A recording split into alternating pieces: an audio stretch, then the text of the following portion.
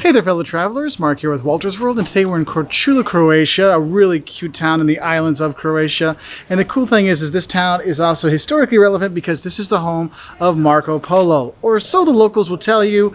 We're not really sure, but this is what they have they have their good evidence that they like to use when you do come here. And that's one of the things I'll talk about, is going to see some of the Marco Polo things here, because there's the Marco Polo house, or the ruins of it. You can check it out, though it is only open usually in June and July, August, in the summer times. There's also kind of a cheesy Marco Polo museum that's here, more of a kid-friendly kind of thing. Again, only open in the summer. I'm here in May, so that's why there's no real pictures of it, so you do have that issue.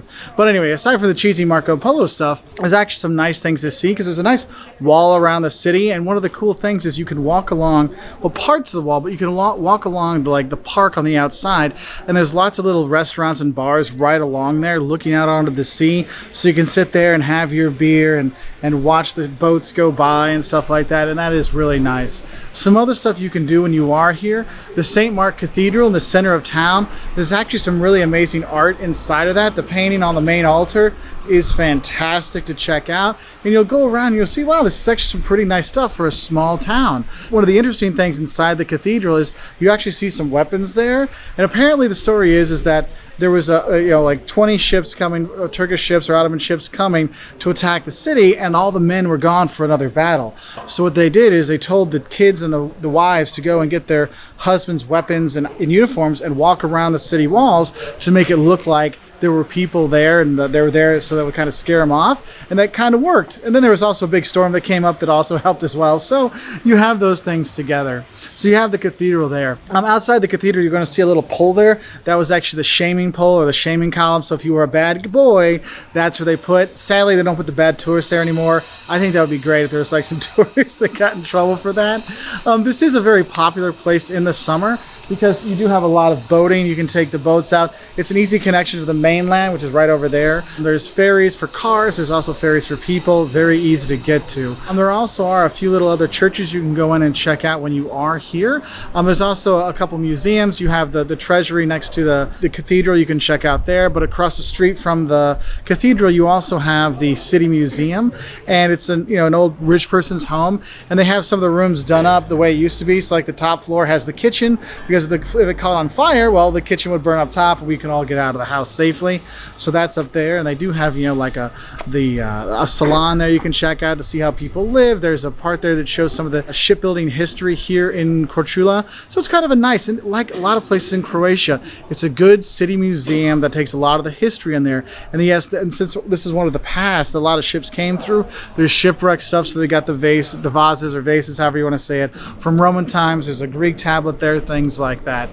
The thing is, this is one of these nice little walk around for little wild towns to enjoy. You can head out and, like I said, rent a boat, go out and check out some of the beaches and things like that. But I'm going to tell you, if you're going to go to the beaches, make sure you get some good water shoes, and they sell them at a lot of the places around here, because one, the beaches are stone and rock, so that's kind of painful. But actually what's really painful is there's actually sea urchins here, and if you step on one of those, it is really bad. And what you got to do if you do step on one, pee on it to help with the pain, to help kind of deal with that. It's not fun, it's not gross, it's not nice, but that's one of the things you should do. And the locals say if you drink a lot of rakia, like the local liquor, and then pee on it, it's even better, I guess. But do be careful with that. Also, the sun here is very intense, so you do want to make sure you get your sunblock on and things like that. But it is a nice little town to come and check out. Another one of the museums you can go see is the Museum of the Icon. Basically, it's a house that a few brotherhoods here in the community have, and you'll go into the building and you'll think, oh, okay, they have some of their vestments and a nice painting of the Last Supper, and you're like, is that a dog in the middle? I'm not sure that they're eating. But you go in there and they'll show you some of the vestments that the people wear a couple times of the year, and they walk around with these candles. The bigger the candles, the more sins you have. But the thing is, when you want to go into the church part of it. So you go through and you go into, I think it's the Church of All Saints, and in there, it is just a really cool. The ceiling's been painted very nicely, all kinds of stuff. And you'll see these huge, like 9-foot, 10-foot tall candles. And there's one guy who will carry that during the processions. I'm like, how the heck? It's like 110 kilos or something like 250 pounds. Like, imagine carrying me.